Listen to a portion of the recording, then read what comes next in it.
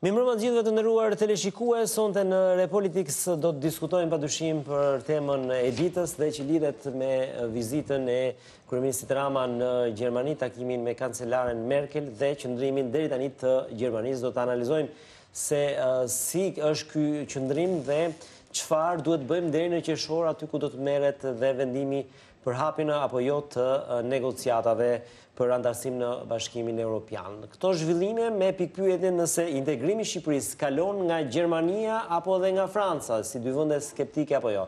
Këto tema do të kemi mundësi të diskutojmë me dy deputet të nderuar, së pari me zonjën Milva Ekonomi.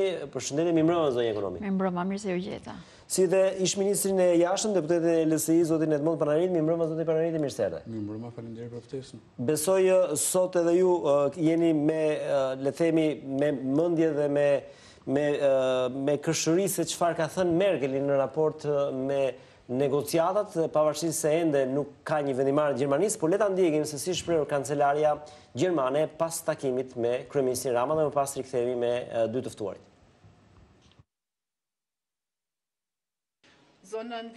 Gjermania vazhdon të jetë akoma shumë e angazhuar ashtu si deri më sot. Por do të flasim në radhë të parë dhe për të ardhmen e rajonit, ashtu sikurse edhe për samitin e Ballkanit Perëndimor më 17 maj. Unë mendoj se të dy duhet falenderojnë shumë presidencën bullgare, e cila kujdeset në mënyrë të pabesueshme shumë për çështjet thelbësore të rajonit, çka ka çuar në atë që të kemi një rritje të vazhdueshme të vizitave të politikanëve evropian drejt rajonit. Ne do të këshillojmë se si do të operojmë më tej në procesin e të ardhmes europiane të Shqipërisë. Ju e dini se ne jemi të bindur se të gjithë shtetet e Ballkanit Perëndimor duhet të kenë një perspektive evropiane që edhe ato një ditë të mund të bëhen antarë të Bashkimit Evropian. Komisioni më 17 prill ka propozuar që të mund të nisi negociatat e antarësimit me Shqipërinë. Për këtë ne do të konsultohemi me Këshillin Evropian në fund të qershorit. Që të mund të hapen negociatat e antarësimit ka një sër parakushtes. Shqipëria disa i ka plotësuar fort. Ka parakushte të caktuara për hapjen e negociatave të antarësimit.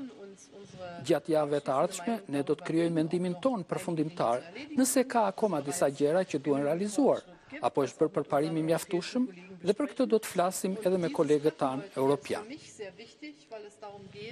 Takimi sot për mua është shumë i rëndësishëm, mbasi do të mësoj nga vetë kryeministri se si e sheh ai plotësimin e parakushteve të ndryshme dhe se si ne do të mundim që në këtë rast ta mbështesim Shqipërinë në realizimin e reformave ashtu sikurse më sot. Këtë e kemi bërë dhe do të vazhdojmë ta bëjmë edhe më tej. Unë dua të them shprehimisht se Shqipëria ka bërë reforma të rëndësishme dhe se nëpërmjet tyre janë arritur përparime. Kemi folur edhe në takimin e fundit për këto, si për shembull, këtu e kam fjalën për sistemin e drejtësisë, sepse nëpërmjet reformës në drejtësi forcohet tërë integriteti dhe besueshmëria e tij. E dim se procesi vettingu tani po zgjerohet edhe në polici. Unë vetëm se mund ta inkurajoj kryeministrin dhe të vazhdoj këtë rrugë. Kemi folur dhe për fusha të tjera, siç është shteti i së drejtës në përgjithësi, por dhe lufta për krimin organizuar dhe kundër korrupsionit. Unë mendoj se të gjitha këto kanë një rëndësi të madhe për Shqipërinë dhe për njerëzit e saj. Prej këtej lindin dhe potencialet për rritjen ekonomike. Prej këtej lindin potenciale për besueshmërinë dhe korrektësinë edhe për investorët. Nga këtu do të kemi shanse më të mira për të ardhmen e të rinjve, të cilët para së gjithash duhet të mbahen parasysh.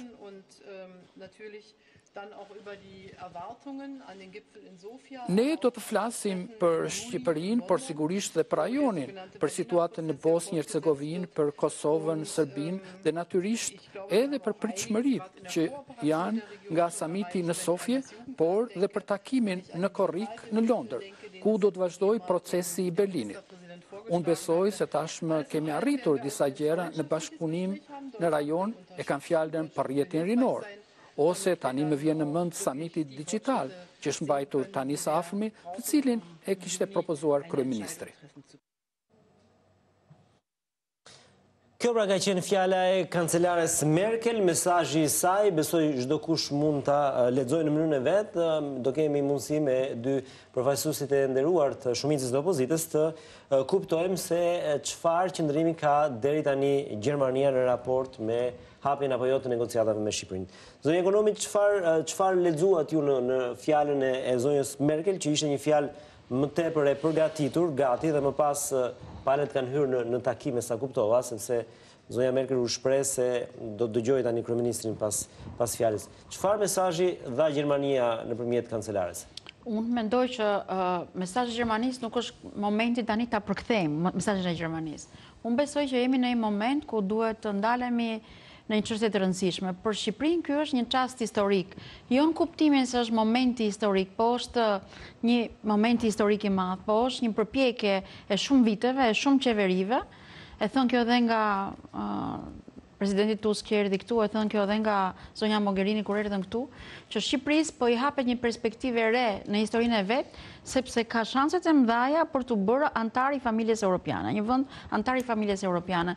Dhe kjo unë nuk besoj se është vetëm dëshirë e partisë që qeveris vendin sot, po unë besoj kjo është dëshirë e shqiptarëve dhe besoj që ka qenë dëshirë dhe gjithë qeverive më parë, që kështu së pari ne kemi këtë moment rëndësishëm ku kurorëzohet me sukses një përpjekje e madhe e disa viteve.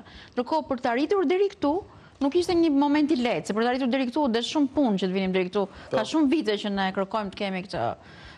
Natyrisht që në udhëheqjen në këtë rrugë, kur bëjmë këtë rrugtim, ka merit ai që udhëheq, po që merita e tij është një merit të themi e grupit. Ndërkohë që mund të themi që për Partinë Socialiste, dy kanë qenë vetë shumë të rëndësishme të këtij rrugtimi. Ka qenë në vitin e parë të mandatit të parë, kur Shqipëria mori statusin për vend kandidat në Bashkimin Evropian, dhe në këtë vit të parë të mandatit të dytë, kur merr rekomandimin pa kushte nga Komisioni për t'ia dhënë Parlamentit Evropian mundësinë që Shqipëria të hapë negociatat. Tani që nga prilli deri në qershor ne kemi një, si të thuash, një konfirmim të atyre gjërave që kemi bërë gjatë gjithë. Nuk është kohë e madhe. Unë nuk e di se çfarë kushtesh do plotësoj Shqipëria në këto 2 muaj, siç kërkoi Merkel. Po le ta diskutojmë. Pra është i mjaftueshëm vetëm rekomandimi apo jo? Shikon, ne sot, nëse kur të vazhdoja pak me një gjë tjetër, unë dhe zoti Panariti sot që jem në një takim, që është takimi rutin, që bën Këshilli Kombëtar i Integrimit. Por takimet rutin që ka një kalendar, nuk janë takime rutinore, po janë takime që ka një kalendar, kishin thirrur në dëngjes zonja Vlahutin që fliste për raportin. Në fakt, ajo gjë që mua më bëri përshtypje, ishte fakti që nuk është halli që deri në qershor periudha është e gjatë. Është mundësia e Shqipërisë që në këtë periudhë të tregojë që është një vend i angazhuar plotësisht me ato që janë parime europiane. Parimet europiane janë të panegociueshme. Ne nuk do bëhemi Europë për 2 muaj, por ne do t'tregojmë që kemi angazhimin ton maksimal për të qenë një vend europian. Dhe kjo është ajo që kemi ne përpara si sfidë gjatë këtyre muajve që vinë. Unë kështu e shoh. Zoti Panariti, ju edhe si ish ministër i jashtëm, si e pat deklaratën e zonjës Merkel dhe faktin që takimi u zhvillua në një harë kohor 90 minutash. Çfarë do të thotë në aspektin diplomatik? Unë më kujtohet një diplomat i lartë i Bashkimit Evropian në kohën kur ka qenë ministër i jashtëm, u shpreh në mënyrë metaforike që vendimet e rëndësishme shpallen në Bruksel, por ato merren në Berlin dhe në Paris. Dhe kjo ka një domethënie të madhe. Domethënë janë 2 vendet lokomotiv të Bashkimit Evropian kryesisht, pavarësisht se secili vend ka një votë.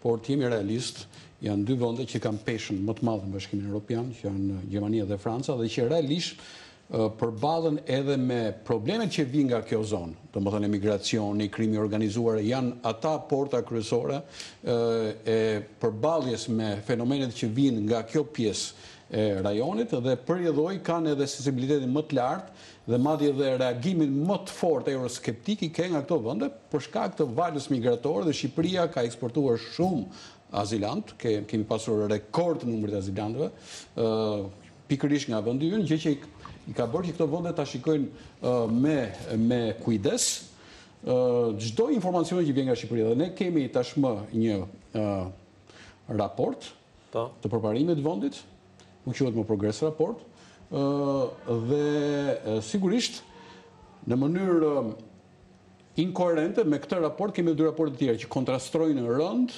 me raportin që rekomandojnë qartas pa kushte, dhe kjo është një arritje shumë e madhe për hapjen e negociate. Po ndërkohë kemi raportin e State Department, Departamentit Amerikan të Shtetit, kemi Freedom House-in, dhe ajo që ne duhet kemi shumë kujdes, sepse tash do të vi momenti që ne do të shkojmë të lobojmë në për kancelari, ku ne do të përballim me pyetje direkte, të cilët nuk janë të lidhur vetëm ato që shkruhen në raport. Po të jenë pyetje specifike që kanë të bëjnë me krimin organizuar, me kontrollin trafiqe, me rezultatet e prekshme. Dhe sinjali i parë vjen nga deputeti Kirchbaum, që është kryetari i Komisionit për Europën në Bundestag, i cili e tha qartë që në vlerësimin e pozicionit tonë, ne nuk do të mbështetemi vetëm tek raporti i Komisionit Evropian, por do të shikojmë me kujdes çdo dokument tjetër i cili shprehet për progresin e Shqipërisë, për reformat dhe për masat që merren për kontrollin e trafiqeve, krimit organizuar dhe të tjerë. Ndërkohë, kemi edhe një pozicion jo shumë optimist që vjen nga presidenti i Francës, i cili tha që për çështjen e zgjerimit mirë, po të merremi tek Merkel, fillimisht pastaj mesazhi i Merkelit, është një mesazh padyshim inkurajues. Po sigurisht ka dhe atë prapashtesën por. Gjatë kësaj kohe ne do presim se çfarë do prodhoni. Prandaj dhe ajo që e thamë ju ne këtu off records, që për qeverinë shqiptare kjo periudhë do të jetë një periudhë prove dhe sprove për të prodhuar rezultate të prekshme.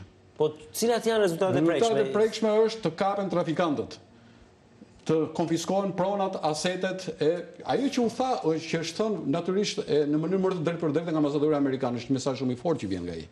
Ka thënë që në janar që kërkohet të arrestohen peshqit e mëdhenj. Persona që tashmë janë të identifikuar, që janë promotorë të krimit organizuar, të trafiqeve dhe që duhet jenë mbas hekurave. Por me gjithë anturażhin e tyre, natyrisht në nivele më të larta, që ka bërë të mundur pikërisht ushtrimin e këtyre aktiviteti.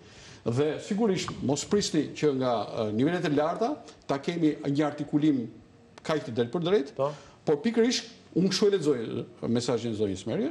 Natyrisht keni bërë përparim, po ndërkohë do shikojmë se ç'do ndodh. Dhe me këtë bazë ne natyrisht do të formojmë edhe qendrimin tonë.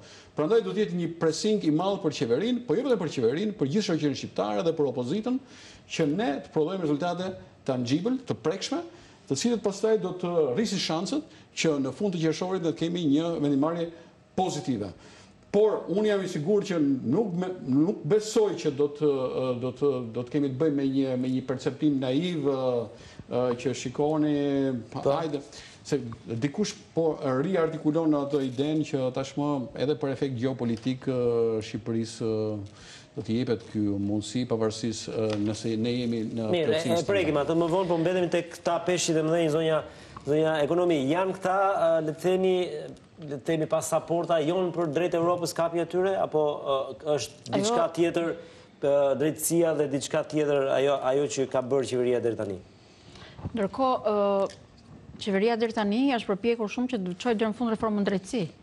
Dhe pjesa e reformës së drejtësisë ka qenë pjesa më e rëndësishme që ka tërhequr vëmendjen për dhënë këtë rekomandim që bëri komisioni pa kushte për të hapur negociatat e Shqipërisë me Bashkimin Evropian. Ndërkohë që Shqipëria ka bërë, neve sot na u shpjegua dhe metodologjia nga vetë Bashkimi Evropian se si është gjykuar progresi i Shqipërisë në këtë raport, dhe ndërkohë që Shqipëria ka marrë nota që shkonin nga 1 deri në 4 për çdo kapitull të raportit.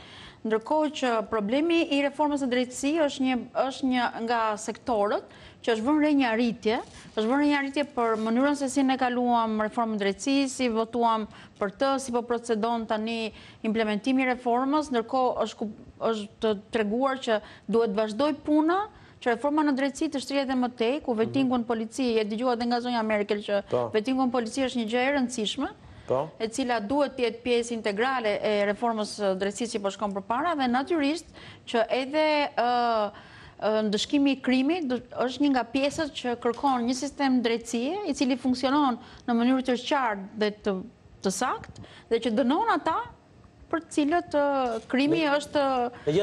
Zonja ekonomi, do të flisim pak më thjesht për publikun, se realisht, kush ju e dini shumë mirë se jeni qenë në pozitat larta, apo është pothuajse pa mund të bësh diçka të rëndësishme në një periudhë 6 apo 7 javore. Çfarë kërkon sipas jush Europa, Gjermania tani? Kur thot apo kërkon realisht ato që thot zoti Panariti, arrestimin e personave qoftë edhe VIP apo personave të krimit dhe trafikut të organizuar, apo kërkon diçka tjetër? Çfarë mund bëj realisht? Natyrisht që kjo është pjesa e asaj që mund të ndodhi nga kërkesa që ka Europa. Europa këtë e ka produkt. Kjo është produkti. Ti merr përsipër të bësh një reformë, dhe reforma sjell produktin. E rëndësishme në gjithë këtë periudhë do të jetë që fryma me cilën ne do të vazhdojmë përpara reforma do të jetë fryma e shtetit të së drejtës. Kjo është shumë e rëndësishme. Pra ju po thoni është e mjaftueshme vetëm fryma, asnjë hap konkret? Jo, nuk po them këtë gjë, unë po them që fryma është e rëndësishme, ndërkohë duke qenë se ti ndjek shtetin e së drejtës mund të jetë një moment që do ketë produkt, mund të jetë një moment që nuk realizohet produkti, por kjo nuk do të thotë që ti nuk je tek linja e veprimit për të hapur negociatat. Për shembull, dy faktorë të tjerë të rëndësishëm për këtë kushtin e negociatave janë dy fakte të rëndësishme që kanë të bëjnë me rolin që ka pasur Shqipëria në rajon. Shqipëria është mbajtur si një vend i cili udhëhoqi integrimi rajonal, ndërkohë ju e shikoni që nga samiti i Berlinit, nga procesi i Berlinit, Shqipëria ka qenë shumë dashamirëse ndaj procesit, po jo vetëm dashamirëse ndaj procesit vetë, po ka treguar me vepra që edhe vende që janë më pak të angazhuara, ti mbështes për qenë më shumë të angazhuara. Ne morëm përsipër të kemi një nga këto forumet ose agjensitë e bashkëpunimit rajonal që ishte zyra e Rajkos e bashkëpunimit rinor. Në Shqipëri, Serbia ka një angazhim tjetër, ndërkohë që janë nxitur bashkëpunimet në fushën e prodhimit dhe në fushën e ekonomisë me të gjitha vendet, dhe kjo ju njoh Shqipërisë si një faktor paqe për zhvillimin e rajonit. Dhe faktori i dytë shumë i rëndësishëm që hyn tek modeli evropian i mendimit, është gjithashtu dhe faktori i rolit që ka pasur Shqipëria në rajon për fqinjësinë e mirë. Marrëdhëniet tona bilaterale me Greqinë që kanë hyrë në këtë fazë të re, u njohën si një meritë e Shqipërisë, si një mundësi e re e Shqipërisë në procesin e integrimit. Domethënë janë faktor, është kompleks numri i faktorëve që do të shikojnë Shqipërinë drejt Bashkimit Evropian. Natyrisht janë reforma dhe produktet e tyre, por natyrisht është dhe mundësia për çuar përpara gjithë të proces që ka nisur. Zoti Panariti, ju kur thoni që duan arrestime të forta të bujshme që mund të ndrondisin vendin në këto 2 muaj, mos vallësh pak e tepër t'ia kërkosh qeverisë, nuk është qeveria që bën arrestime. Tetime më konkrete. Ke disa krerë komisariatësh, të cilët tashmë ndodhen narrativ, tashmë qartësisht të akuzuar të provuar të përfshirë në trafikun e drogës. Ndërkohë ke procesin e vettingut të policisë.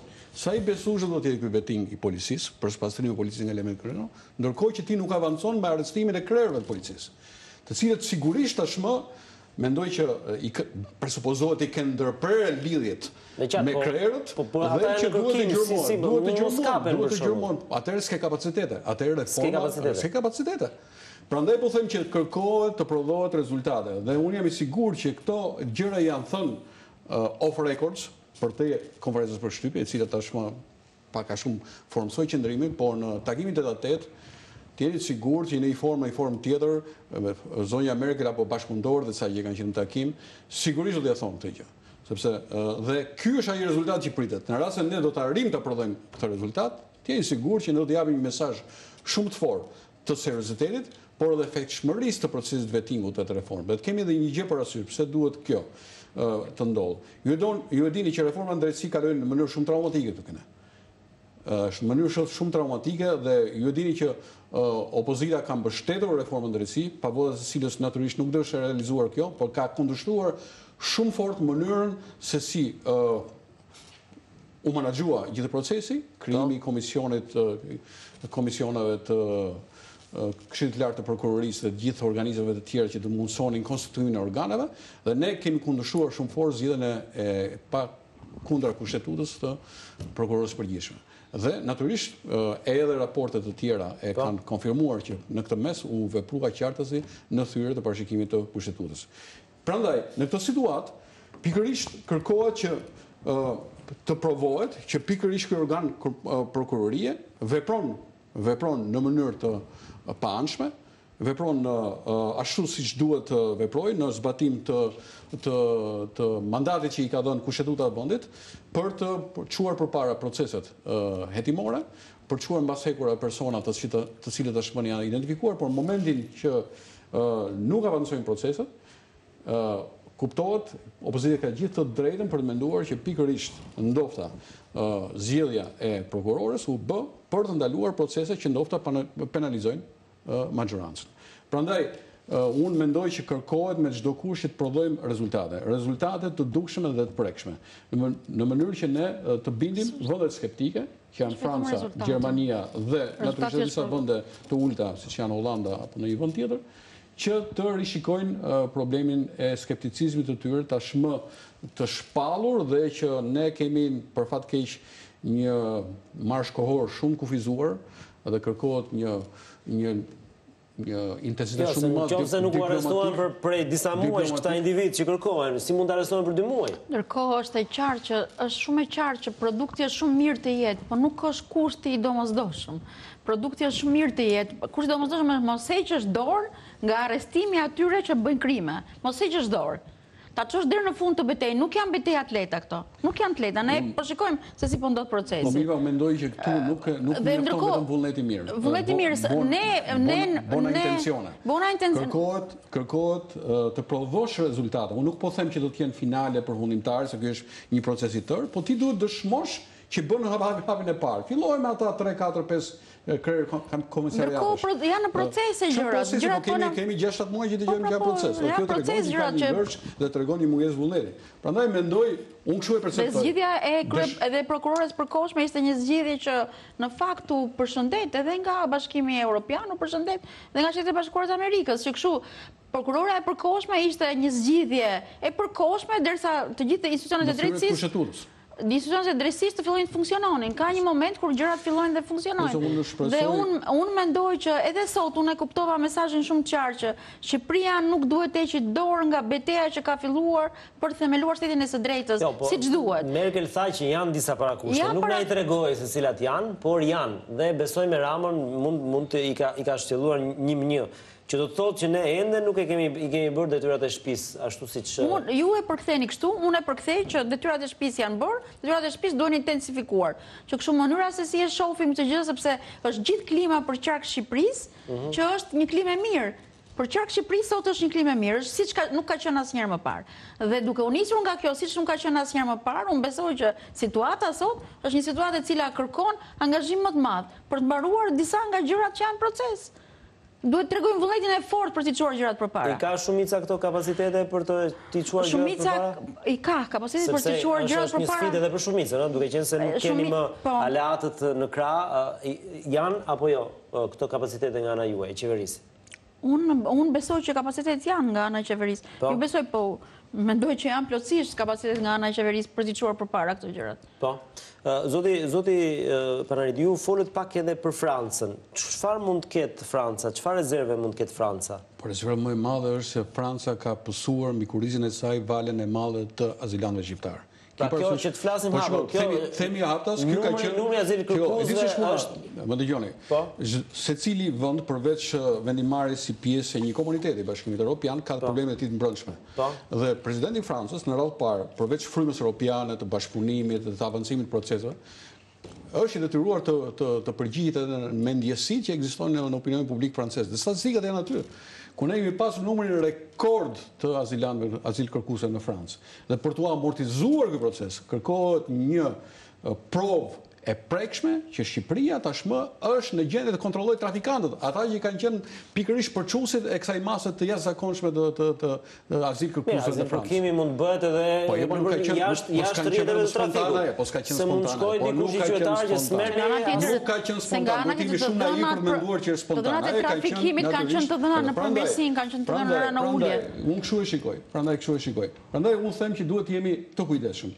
Unë nuk mendoj që nuk janë pa kapërcyeshme këto histori, me vullnet të mirë qeveria mund të tregojë dhe t'japi prova, natyrisht jo tërësore integrale, sepse periudha është e shkurtër, po ama një shenjë të një vullneti të mirë që është në gjendje të vendos përpara përgjegjësisë penale të 2-3 personave që unë përmonda, mund të filloj me krerët e policive që kanë qenë tashmë të stigmatizuar dhe janë tashmë të kapur të provuar me provat pakundërshueshme, por janë arrati nëse arrihet prodhohen 2-3 elemente të tillë. Edhe disa hapa të tjera në këtë periudhë shkurtër tregon që ti shkon dhe natyrisht kur shkosh takosh edhe ministrat e jashtëm apo nëse kryeministri do të t'i çojë këto në nivele më të larta, takimi me presidentin francez eventualisht e tjerë. Off records, përveç asaj që pam, që janë pjesa protokollare, i vihet në dispozicion paketa e arritjeve të prekshme në mënyrë që pastaj dhe autoritetet e larta të kenë mundësi që në nivel politik këto ti paraqesin në parlamentet respektive, në mënyrë që deputetët, në mënyrë që grupet parlamentare të binden për të dhënë votën. Me zoti Praniti, mos po vallë po tregohet pak më ashpër me Shqipërinë në Europa në raport, duke qenë një vend i vogël që nuk ka edhe një peshë të madhe, se vërtet ne kemi probleme me trafikun dhe krimin, por nuk është se ne dominojmë gjithë trafikun dhe krimin e Europës. Që unë nuk jam në gjendje tashmë të di... Jo, në raport me mënyrën se si dialogon Europa. Ju keni qenë në vitet caktuara negociatori shqiptar dhe ka një qasje ndryshe me Serbinë, Europa dhe ndryshe me Shqipërinë? Nuk besoj, unë mendoj që tashmë aty bëhet fjalë e fadem. Apo gjithë faji është njëri në këtë aspekt? Askush nuk po e stigmatizon Shqipërinë. Thjesht kërkohet që të vijen në zap protagonistët, elementët kryesorë që kanë qenë në mbështetje të krimit organizuar të trafiqeve, të cilët sigurisht na bën dhe gazi botës, themi edhe që është, sepse vërtet ne kemi prodhuar numër rekord azil kërkuesësh dhe themi edhe që është fenomeni i kanabizimit të Shqipërisë, po edhe trafiqeve droga dhe droga mori për masa të frikshme. Përpos faktit që mendoj që ne duhet ishim treguar shumë më të vëmendshëm, shumë të kujdesshëm prej kohësh në frenimin e këtyre fenomeneve, të cilët për fat të keq krijuan këtë situatë të një euroskepticizmi dhe një stigmatizimi ndoshta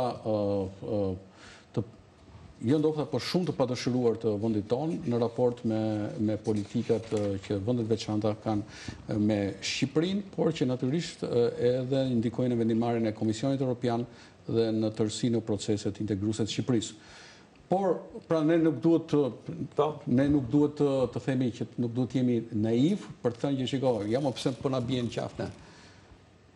Po, i ke bërë ti pyetje vetë, i ke rënë ti në qafë atyre? I ke parë statistikat çfarë po ndodh? Presioni që kemi ushtruar ne me emigracionin e palishëm, problemin e kanabizimit të vendit, trafiqet, sasia e kokainës, natyrisht në raport me mallësinë e vendit dhe të kanabisit, prandaj duhet parë dhe ky dimension. Megjithatë, tash mostrim të tjerrim më tepër se ç'duhet këto. Unë kaq po kërkoj dhe kaq kërkon dhe opozita, ne dëshirojmë, kryqëzojmë duart që në fund të qershorit ne të marrim Po ju po thoni pa arestime nuk ka hapje negociatë. Po e thon ata më. Jo, në mënyrë se si e përktheni ju. Dhe dyta, edhe e parë si interes kombëtar. Ne duhet shikojmë që krerët të cilët kanë qenë në krye të operacioneve të trafikimit palishëm, të kanabizimit të vendit, të ndodhen mbas hekurave. Dhe ky është një sinjal që nuk bëhet vetëm për hir të Europës, po është një mesazh që shteti ligjor funksionon dhe këto fenomena janë në kontroll. Unë do të përktheja këtë gjë kështu që o aresto o nuk futesh, nuk është kështu. Me thënë, arestimet janë një krimi, lufta kundër krimit të organizuar është një nga 5 prioritetet. Duhet ta vazhdojmë këtë betejë. Po ju frymën e keni, zonjë ekonomi. Më fal, jo, sepse është këmbur. Raporti komisionit ta thot qartë që frymën e ke për ta luftuar krimin. Atëherë çfarë duhet në të dy muaj, çfarë do plotësosh? Duhet të plotësosh përparimin e sistemit të drejtësisë, të reformës në drejtësi, duhet përparosh në human rights, në drejtat e njeriut, duhet përparosh në luftën kundër krimit të organizuar, duhet përparosh në luftën kundër trafikimit, duhet përparosh në rritjen ekonomike. I ke ato gjëra të shkruara aty, duhet vazhdoj kjo përpjekja. Ne të gjejmë njerëzit që kanë bërë krim, të identifikojmë krimet që ato kanë bërë dhe t'i arrestojmë, është një gjë shumë e rëndësishme. Por kjo nuk është kushti. Kushti është të vazhdosh të frymën e reformimit që i ke bërë vendit. Ky është kushti i rëndësishëm. Tjetra gjë që dua t'ju them është që në momentin që komisioni ka nxjerrë këtë lloj rekomandimi, mënyra se si lobohet se cili vend dhe negociohet me cilin vend ka treguar në Bashkimin Evropian dhe në Komision që është në një lloj mënyre është individuale, se një paket negocimi që ka përdorur Bashkimi Evropian me një grup vendesh nuk ka qenë e njëjtë me një grup vendesh. Shqipëria do ketë mënyrën e saj të negocimit atë që do vendosi Bashkimi Evropian. Dhe ndërkohë Shqipëria duhet të ketë gati dy gjëra. Duhet të ketë gati njerëz që kanë njohuri për paketat e Bashkimit Evropian, aki komuniterin, dhe të ketë gati dialogun me ekspertët që vinë nga Bashkimi Evropian për fushat të caktuara. Ndërkohë për sa i takon drograve, ne kemi raporte, droga nuk ka qenë një betejë e lehtë në Shqipëri. Edhe sot ne dëgjuam që të mposhtje Lazaratin ishte diçka e rëndësishme. Por mposhtja Lazaratit tregoi që përveç Lazaratit ka dhe më shumë se Lazarati. Dhe droga është një nga ato ekonomi të vështira, ekonomi që quhen ekonomi kriminale, lufta me cilat është e pashmangshme dhe është e vazhdueshme. Dhe betejë për të pasur gjithmonë sukses nuk është gjithmonë e suksesshme. Shqipëria tregoi që përpjekjen e vet për të luftuar drogën në këtë vit e pati shumë të fortë. U përpoq të eliminonte sa më shumë hapësirat të mbjella me kanabis dhe ti asgjësonte ato. Megjithëse do presim fluturimin e fundit të Guardia di Financës për të patur. Megjithatë këto raporte kanë dalë, sikurse ka dalë dhe raporti i trafikimit të qenieve njerëzore që Shqipëria ka marrë nota pozitive për këtë gjë.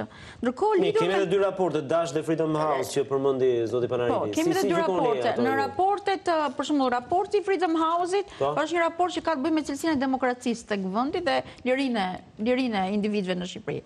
Po ta vëmë re, raporti ka një progres për Shqipërinë, sepse raporti shkon nga 1 në 7, Shqipëria, mos i themi tani metodologjit, Shqipëria ka në tërësi ka një progres në raport. Është një progres i vogël, po ka një progres. Dhe progresi lidhet në disa fusha.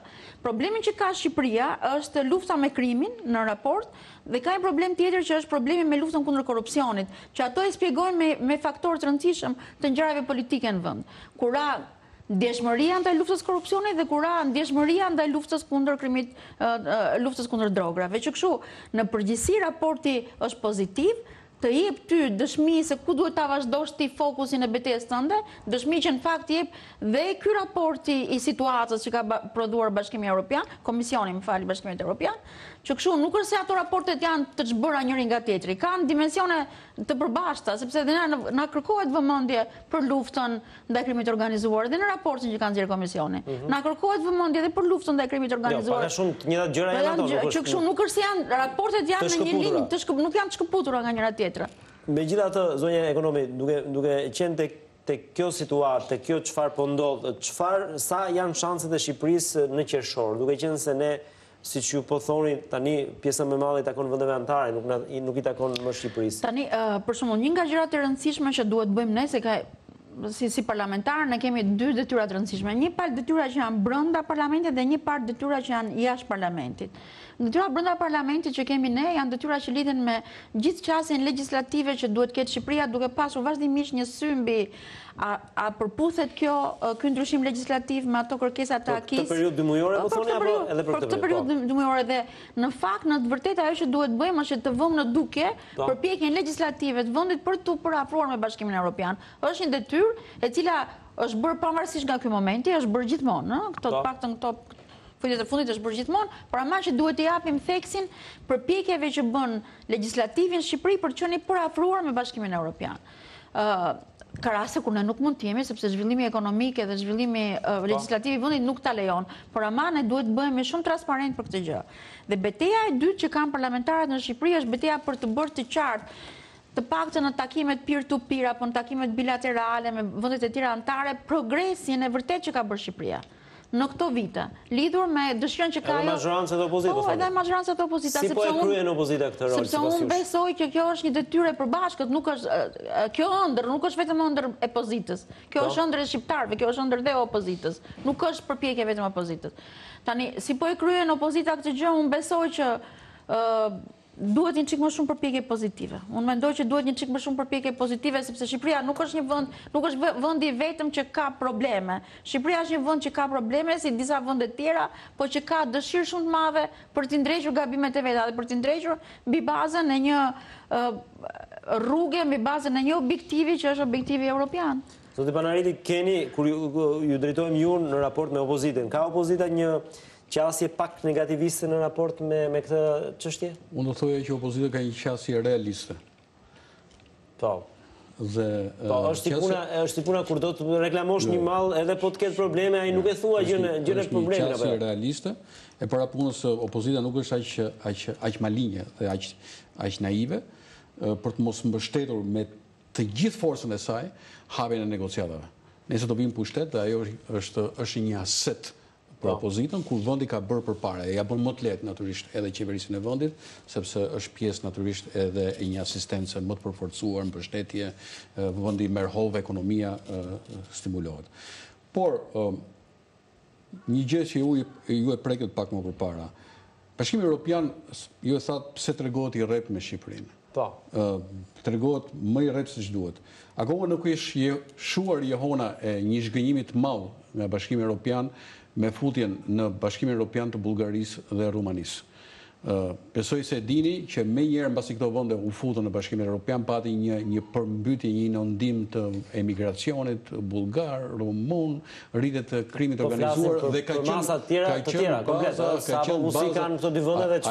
qenë baza e euroskepticizmit që u instalua pikërisht nga ky hap që u bë natyrisht edhe për një qëllim i stimuluar politikisht dhe jo fakt nga standardet dhe që nga i moment pikërisht nga kjo val dyndjesh të mëdha të emigracionit pa lishëm, të trafiqeve, të mafjes, e cila krijoi jo pak probleme në vendin e Bashkimit Evropian, u vendos që procesi të orientohej ekskluzivisht vetëm nga respektimi standardeve strikte, kritereve, dhe natyrisht Shqipëri dhe këto kritere po përforcohen, pra nuk mendoj që operojmë me të njëjtën set kriteresh që kanë qenë para 10 vjetësh kur u futën këto apo para 15 vjetësh. Pra kritere dhe Shqipëria e ka sfidën shumë të madhe.